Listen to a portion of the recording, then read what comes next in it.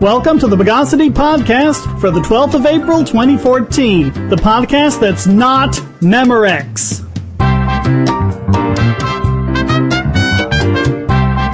Yes, here we are, our first ever live public broadcast here on Spreecast.com, and I like it here. Nice decor. It's actually Sunday, April 11th, although I think at this point it's got to be the 12th in some parts of the world, so it counts. So this is your host, Shane Killian, and joining me today are Jakob Morris and Jonathan Loesche. Hello. How's it going? Glad to be back. All right.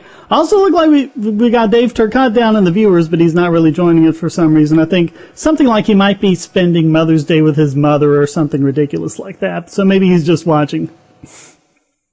Yeah, so we were actually doing it live this time.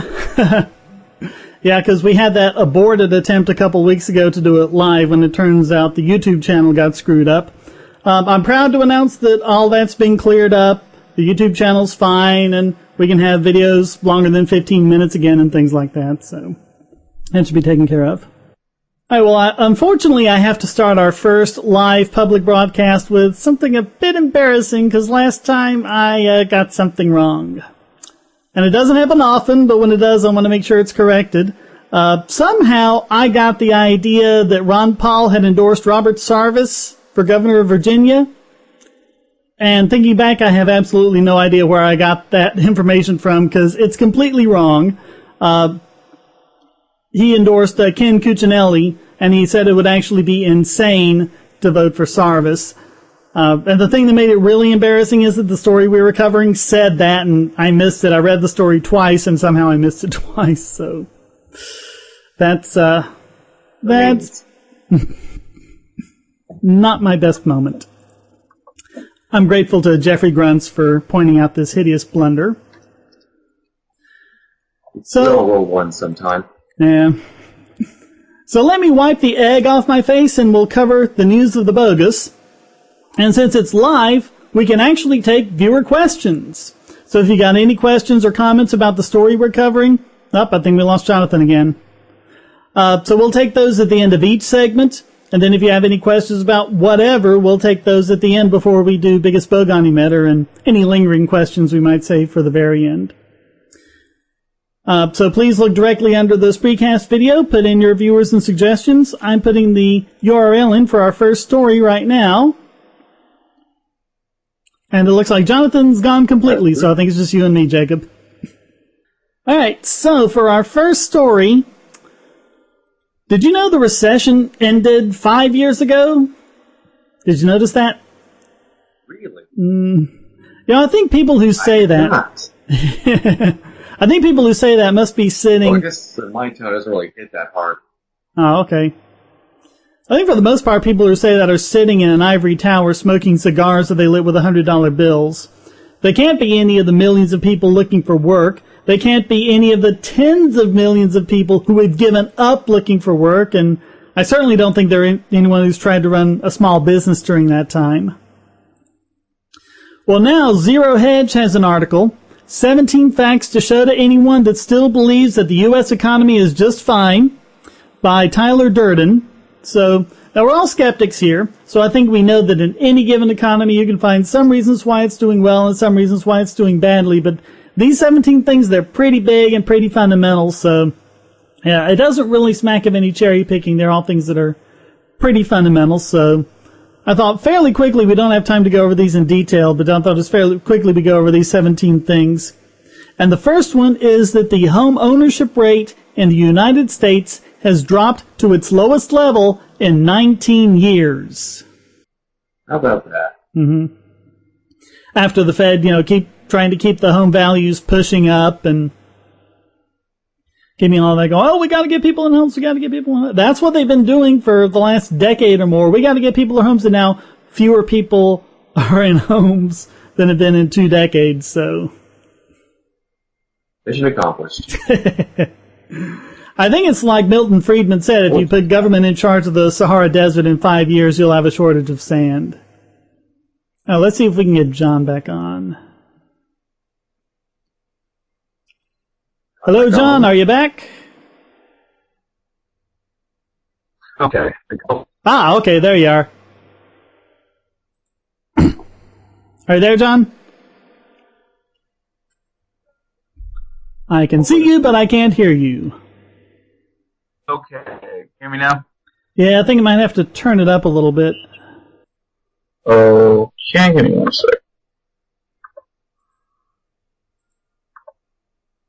Can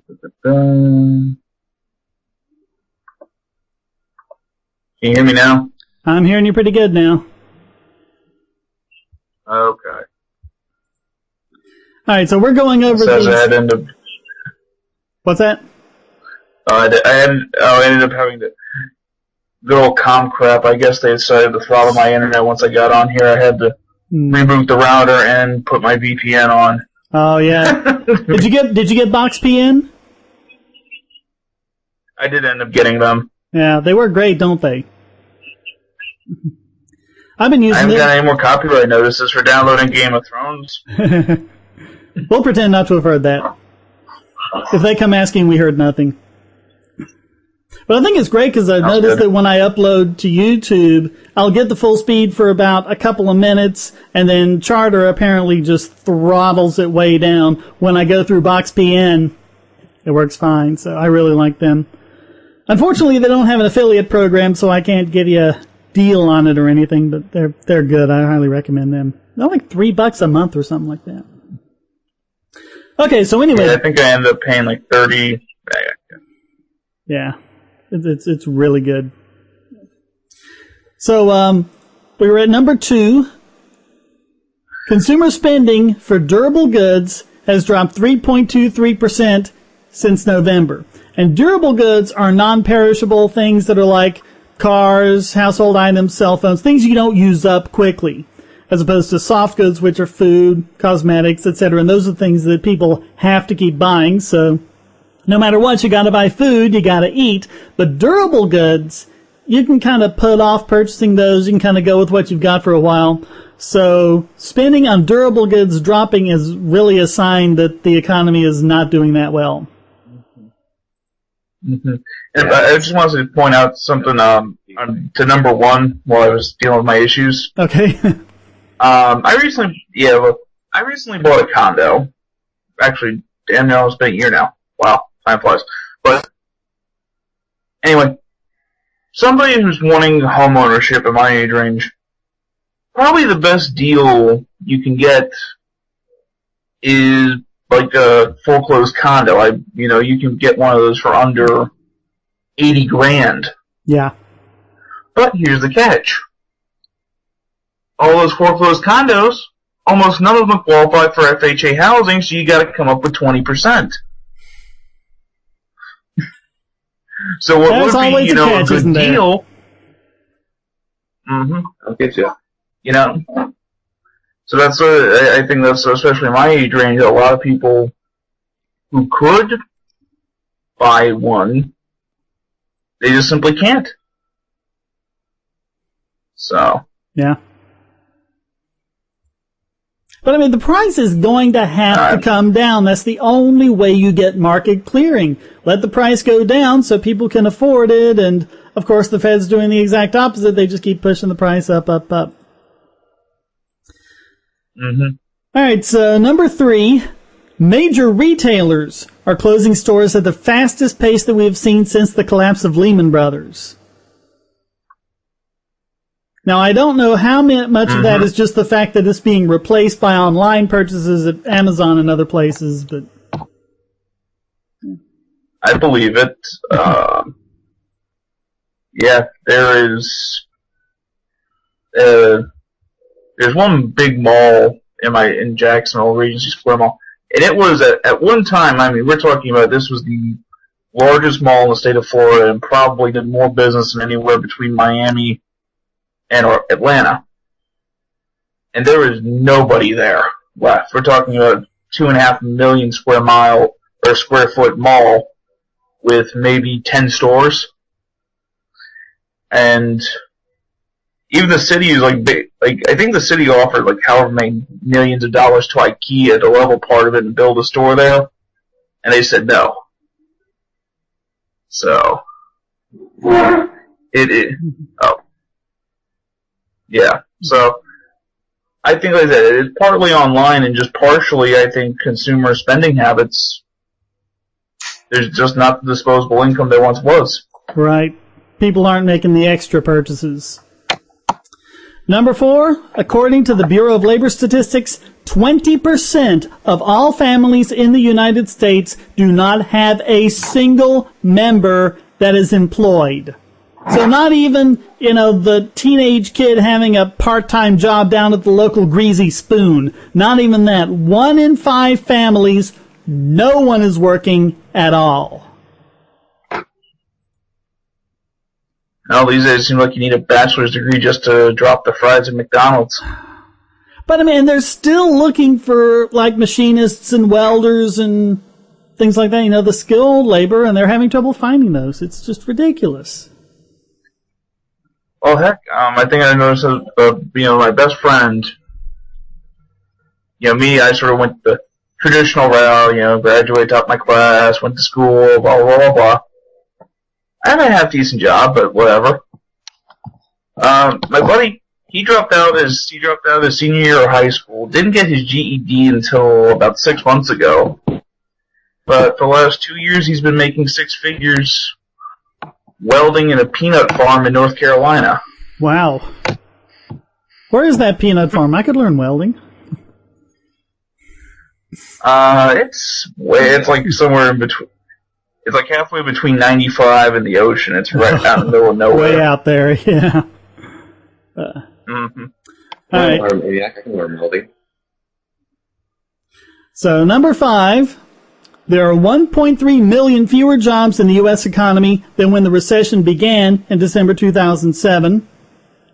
And the article says, meanwhile, our population has continued to grow steadily since that time.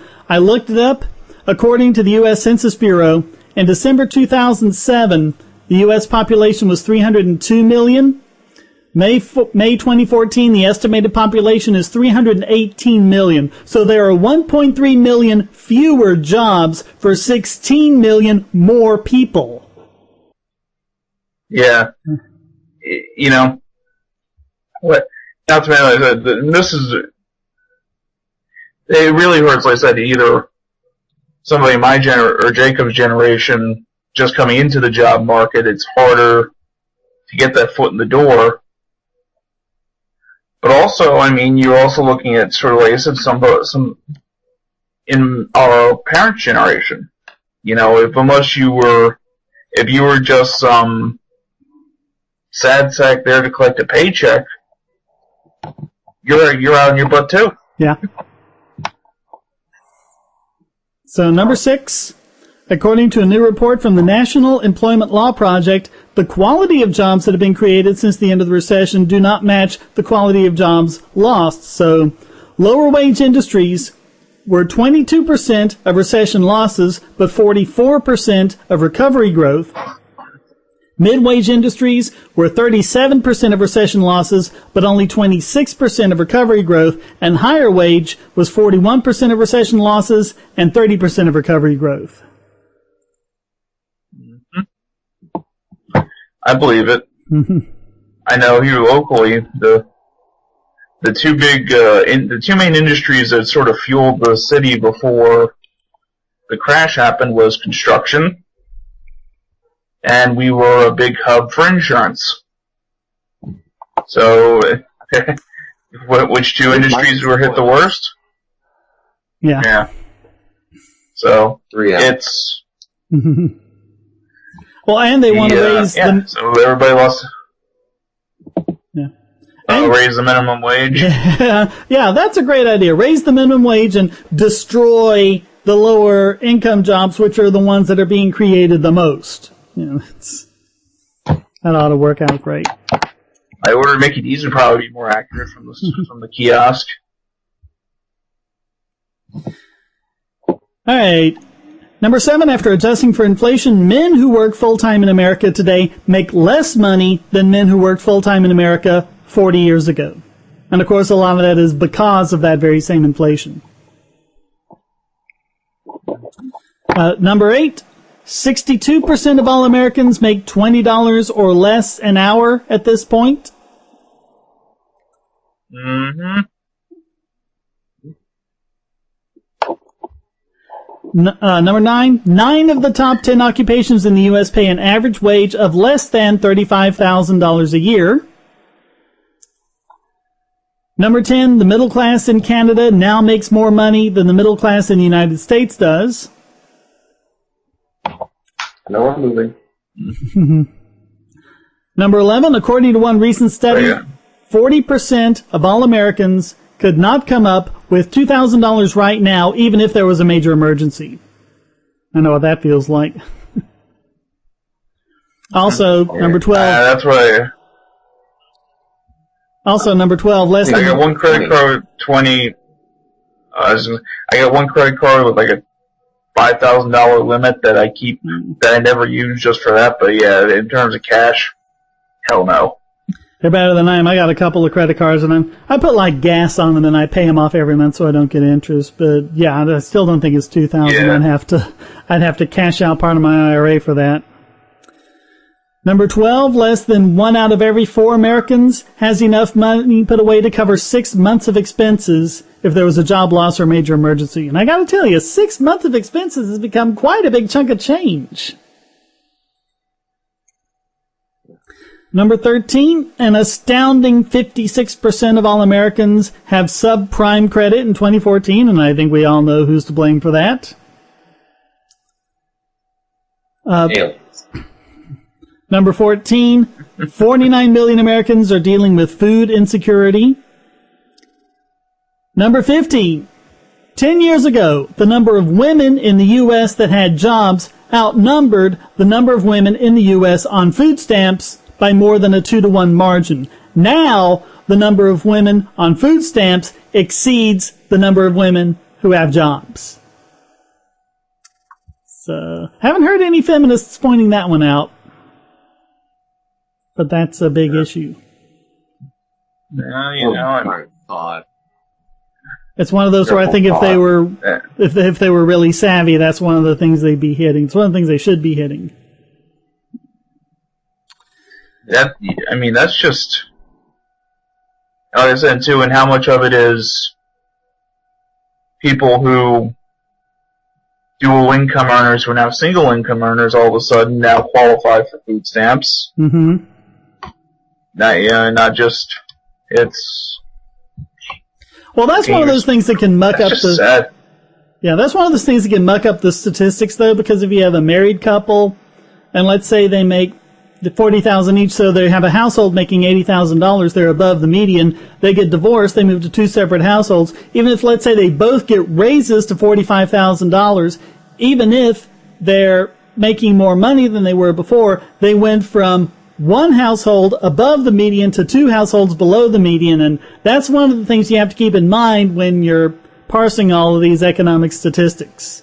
You know, when they talk about, oh, look what the median income's done, look what the household income's done. Well, you got to look at things like the makeup of the households, things like that.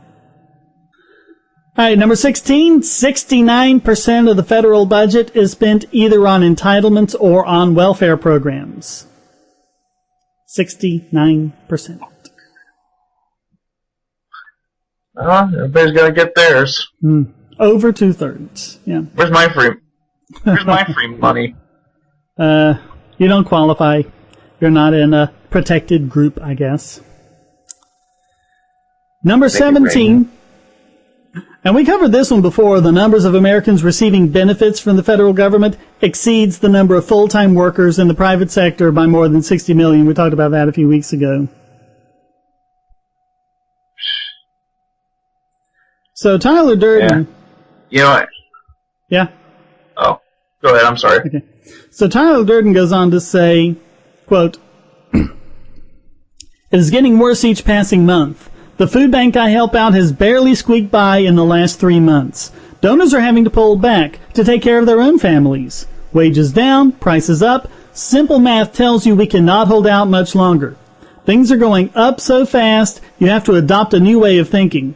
Example, I just had to put new tires on my truck. Normally I would have tried to get by till next winter, but with the way prices are moving, I decided to get them while I could still afford them.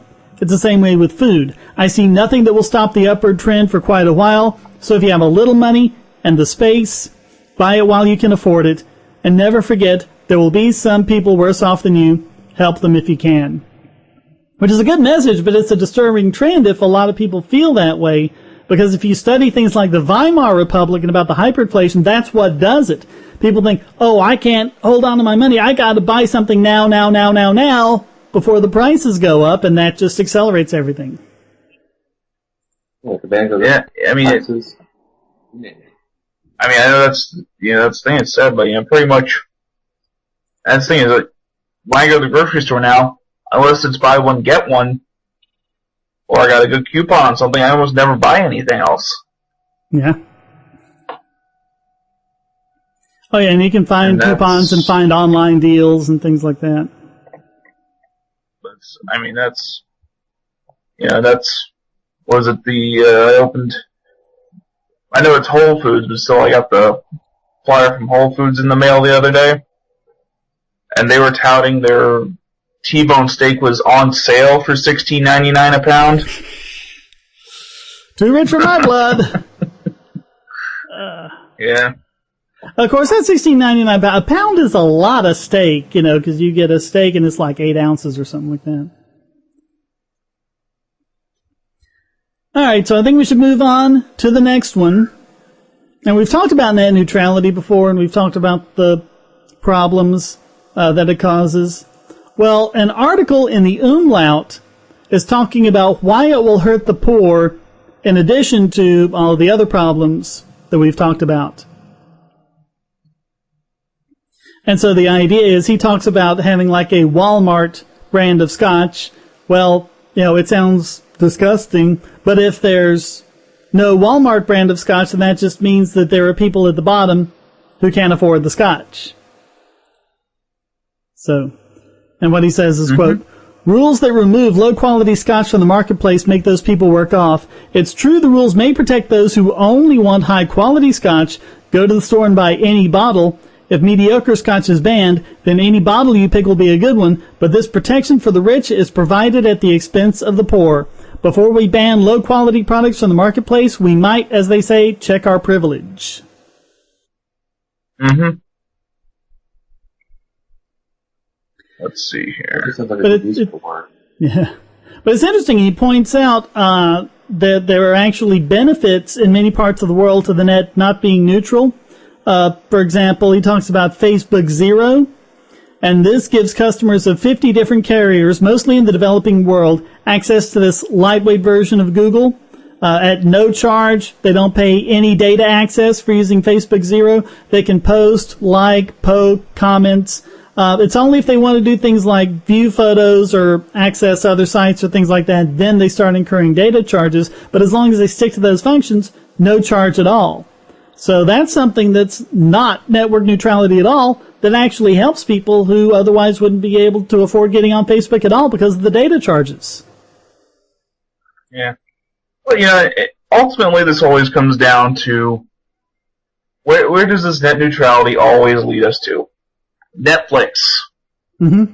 And, alright, granted, yes, Comcast is an evil mega corporation that only exists thanks to billions of dollars in donors to the government. Fine. But if Netflix is such a huge part of Comcast traffic, I have no problem with them wanting to charge Netflix for premium use. Well, and the big problem was, it wasn't so much Comcast traffic, it was how much, because Comcast and other ISPs, when they go out onto the internet backbone, they pay the carriers of the internet, but they have to pay to get onto that, and they incur data charges when they do that. And the way that they solved it, and everyone says, well, now Netflix is paying for the privilege of connecting up. Well, yeah, in a sense that's true, but what happened is, apparently, Netflix put one of their data center computers directly on Comcast's network. And of course, when you do that, when you have a hosting server, you pay the ISP just like everyone else. Both ends pay. But now, since that Netflix server is on Comcast's network, those packets can be delivered to Comcast customers without leaving their network. They don't have to go out onto the internet backbone and incur all those extra charges. So, I think that was a pretty good solution. Mm-hmm. I mean, not perfect by any means. But I have to pay $1 more a month so my kids can watch SpongeBob. Yeah, something that didn't exist 10 years ago, and now we can't do without it.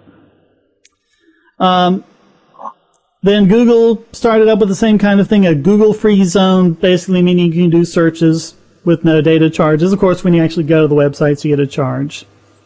Wikimedia Foundation also did Wikipedia Zero. And so what he says is, quote, "You may think that walled garden access to Facebook or Google is inferior to neutral internet access, and you'd be right. But if the neutralistas got their way, people in developing countries wouldn't have better internet access. Many of them would have nothing." Wikimedia notes that in Kenya, mobile service costs can exceed 25% of monthly income. Additionally, 1 in 5 have reported that they will forego an unusual expenditure such as food in order to reload phone credit. Low-quality free internet access, therefore, is part of the optimal stock of internet access. So with network neutrality, all that would just be gone out the window. He also mentioned that Kindle has included 3G service. They made some kind of deal with the carriers that if you have a Kindle, you can just use 3G service and not pay any kind of monthly fee for it. So really, I think the problem comes down to is if the problem is all these cable monopolies and we need net neutrality to stop the cable monopolies from doing why not just end the cable monopolies? I mean, they're only there because of these deals with the government anyway.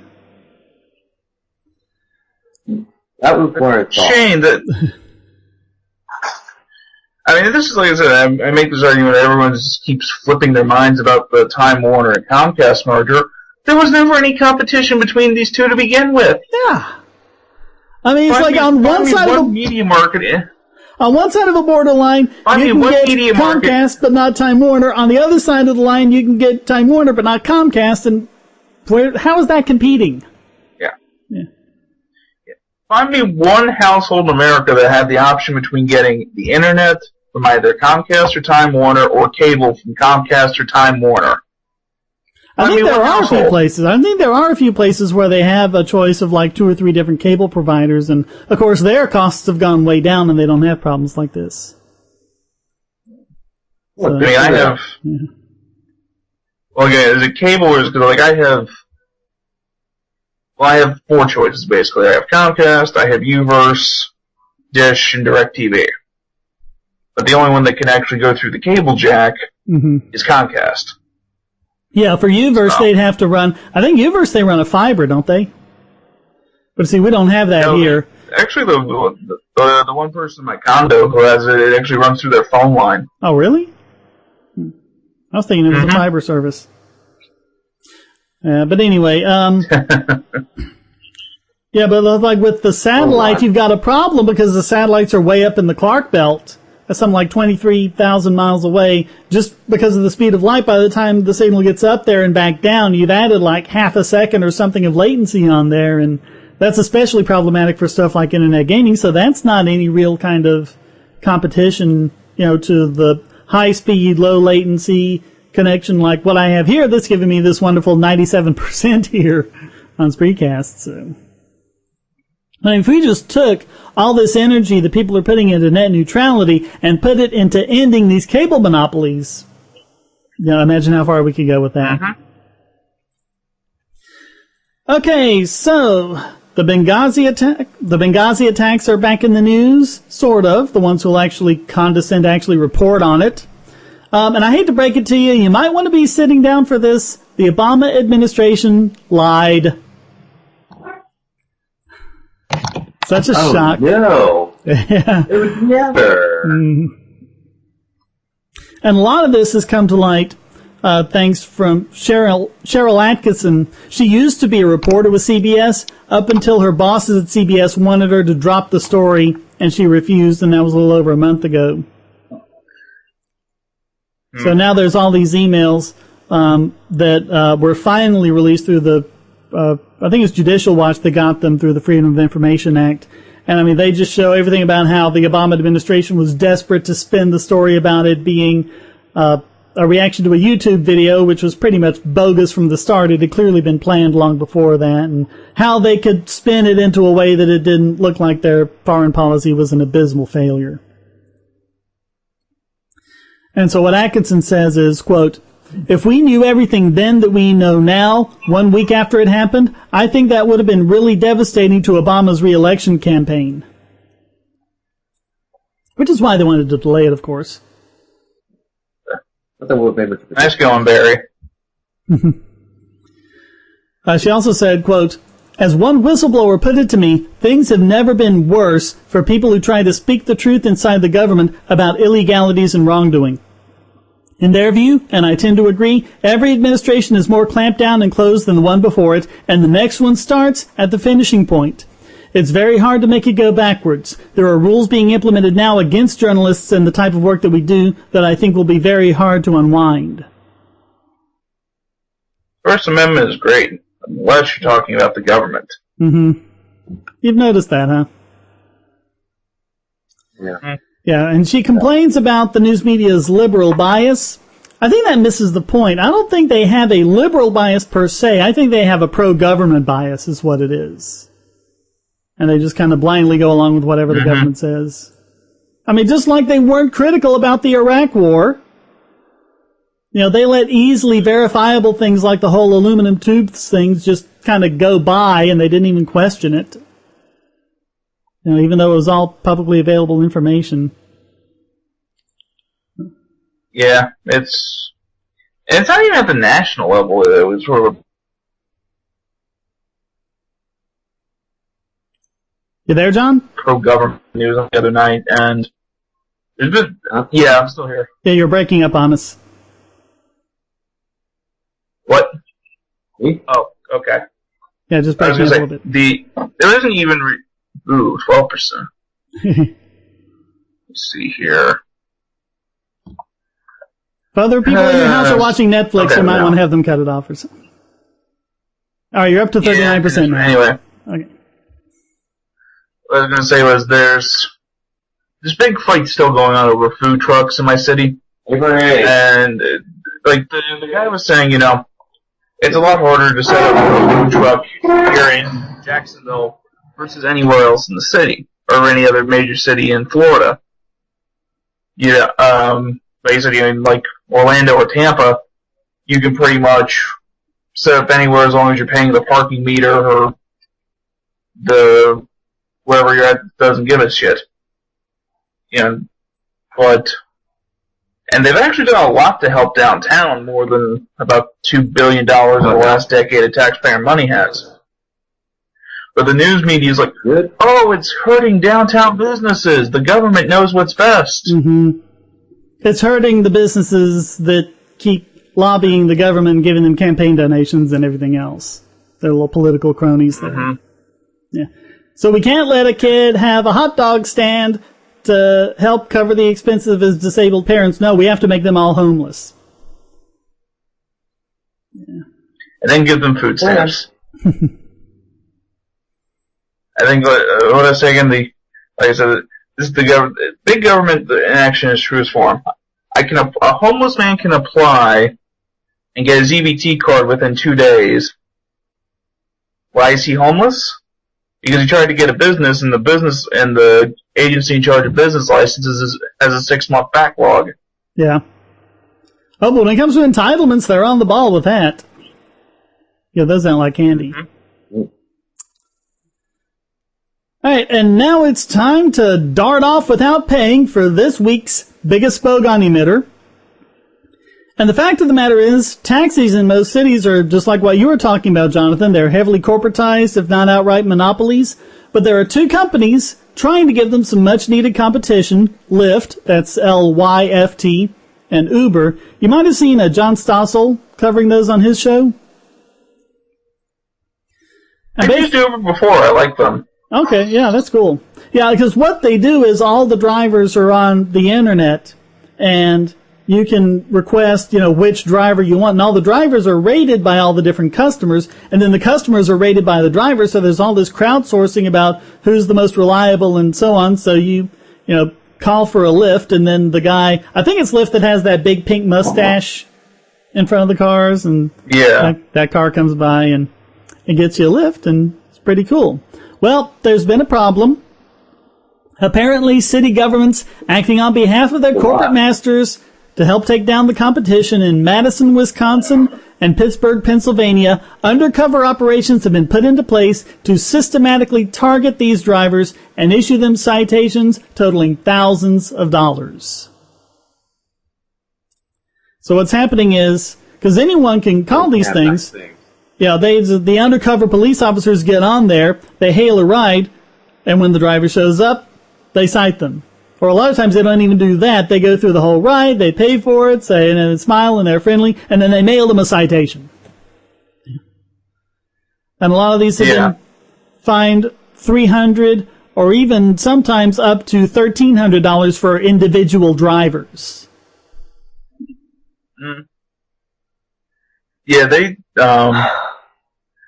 Uber when Uber first came into the market here, they actually there's one cab company sort of owns the roost here in Jacksonville. They're called Gator City.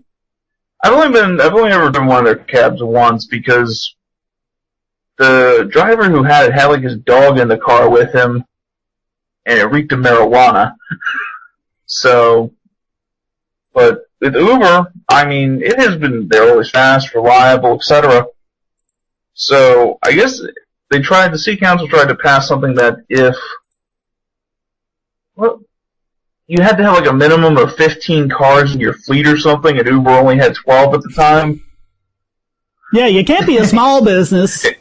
You gotta be one of the big guys. No. We gotta put those barriers to entry up. So, Madison Police Captain Richard Bach said, quote, "There needed to be enforcement action taken to send a message that the city was not going to tolerate their operation without licensing." I guess it's nice that they've taken care of all the murderers and rapists and everything and making alphas on this. Want not to listen to. Yeah. He also said, quote, "Message I can take no afford to miss. There is a potential that there could be more enforcement action in the future. Now explain it to me. How is this not extortion? I mean, can you imagine if, like, the mob did this? All the crimes they would be, committing and everything they could be arrested and put in jail for? Hey, somebody's got to pay for these police officers' pensions. Yeah, it's not extortion when the government does it. Yeah. Different rules for thee than for me. And there's another rideshare company, Sidecar, that's received similar citations in Philadelphia and New York. And the thing is, through it all, they're all saying things like, "Oh, well, we wish we could work out a compromise. We're willing to work with them to help them become compliant." But why should they? They're not doing anything that harms anyone else.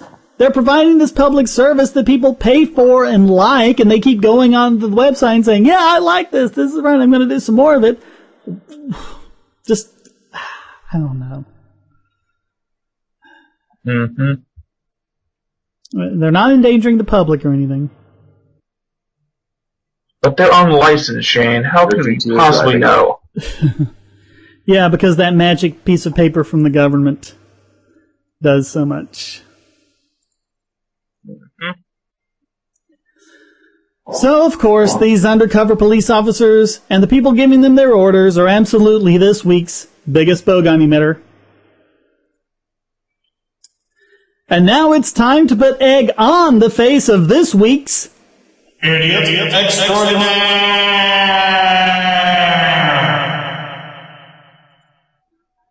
Dave isn't on to call me a sorcerer this week. Alright. So, the NYPD apparently wanted to do something to boost their image, connect to the public or whatever. It's a publicity stunt. They called upon New York City residents to tweet pictures of themselves with police officers using the hashtag MyNYPD. What could possibly go wrong? Here we go. So the original tweet read, "Do you have a photo with a member of the NYPD? Tweet us and tag it hashtag MyNYPD. It may be featured on our Facebook." Somehow I have a feeling that a lot of these weren't. Because one of them said something like, "Need a lift? The NYPD's got you. Free delivery only at my NYPD." And it's a picture of, 4 police officers carrying a guy off. And another one, another one says, "So when a girl swipes you in," which one?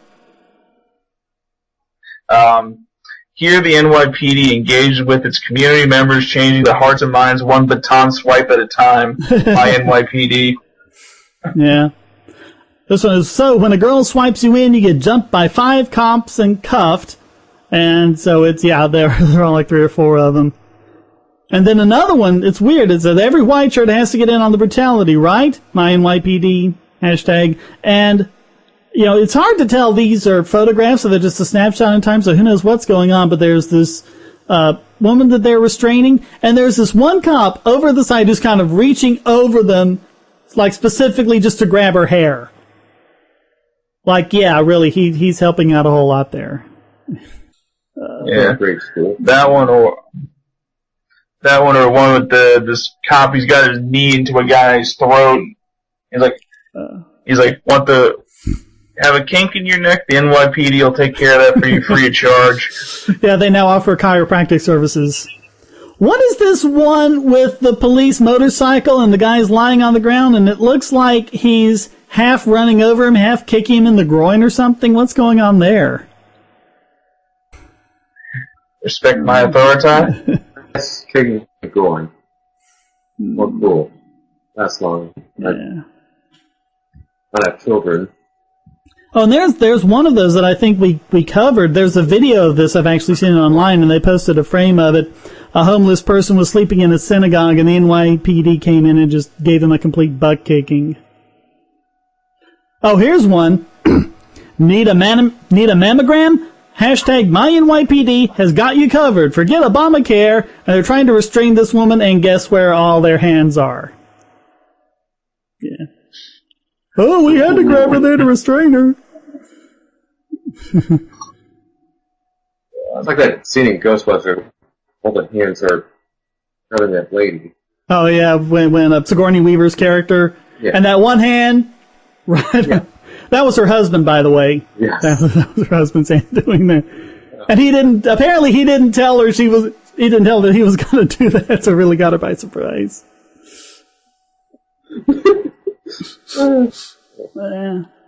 So, I mean, there were a few, well, more than a few really commenting on this. There was one that says, "If you want to see a social media campaign going awry, check the hashtag MyNYPD hashtag. Oh, man." Another one is, "So not one person from the NYPD communications department foresaw the obvious backlash this MyNYPD hashtag would bring, LOL." Another one is, "If anyone needs a lesson in the importance of thinking through a social media strategy before rolling it out, see hashtag MyNYPD now for examples." What can you say? So after all that, who else was going to be this week's Idiot Extraordinaire?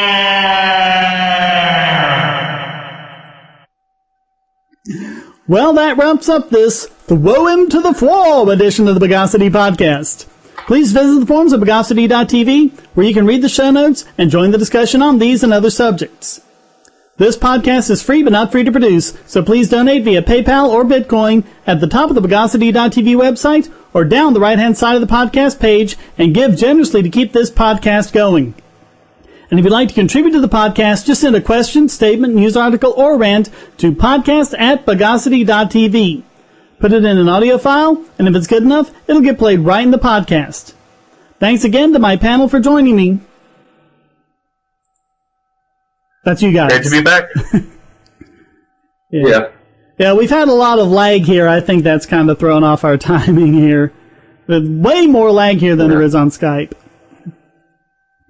All right, and of course, thank you all for listening. Until next time, here's a quote from Buckminster Fuller. "The end move in politics is to pick up a gun." The Bogosity Podcast is licensed under Creative Commons Attribution Non-Commercial No Derivatives 3.0 Imported License.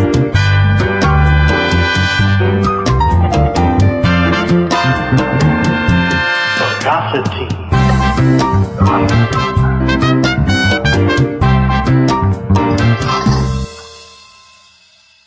I got like Step on the Peter Schiff radio. Video. Yeah.